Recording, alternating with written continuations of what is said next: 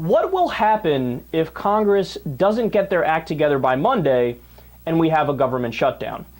Well, what will continue to function is air traffic controllers, because we can't have planes just crashing all over the place, Medicare, Medicaid, Social Security, the post office, and unemployment benefits. Those are considered necessary government functions that are separate and essentially self-funded for an extended period of time. So those are taken care of. What won't continue to function is virtually everything else. That's a bold claim, but let me give you some specifics and you'll see what I'm talking about. The Small Business Administration will stop making loans. Federal home loan guarantees will likely go on hold, and students applying for financial aid could also see delays and backlogs in applications. U.S. troops serving at home and abroad could stop receiving paychecks if the shutdown continues for an extended period, and changes of station would also be delayed, and facility and weapons maintenance would be suspended.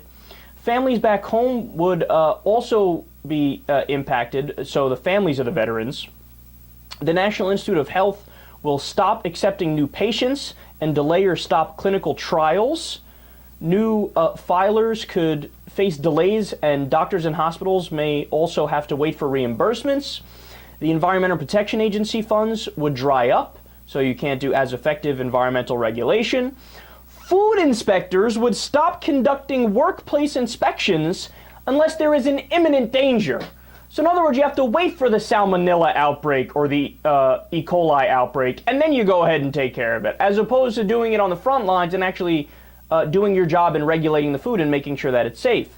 The Bureau of Alcohol, Tobacco, and Firearms could stop processing applications for permits.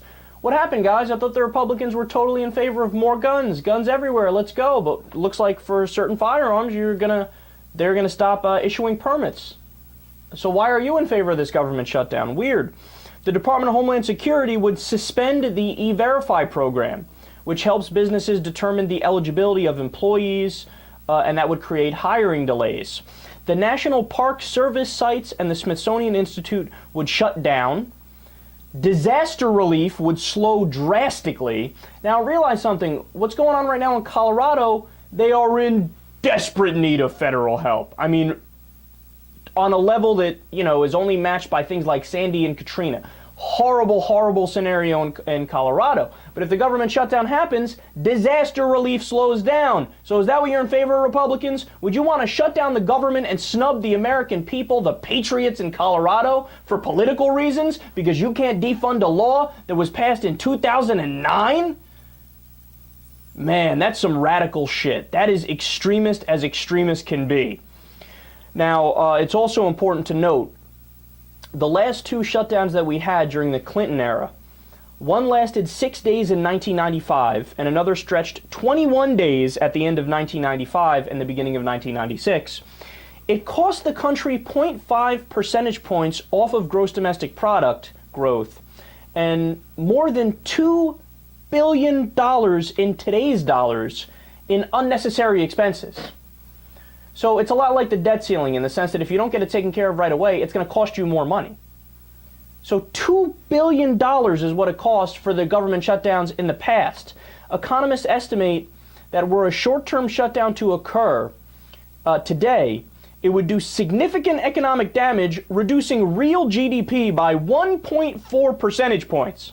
According to economists, they also say if it were to go on for an extended period of time, over a month, it would just throw us right back into recession.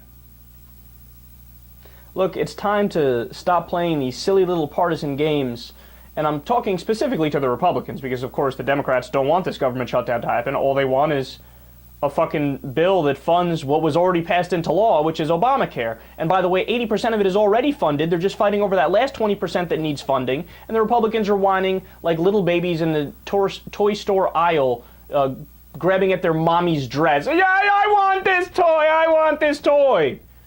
Well, you know what? There's an adult in the room. The adult has the authority. Like the Democrats have the authority. They won the election, right? So, shut the fuck up. How about that? I guess you're going to need some straight talk from somebody who's not going to cater to your bullshit. Shut the fuck up, sit down, realize how much you're hurting the economy, realize how much you're hurting the people of the United States of America, and do your goddamn job.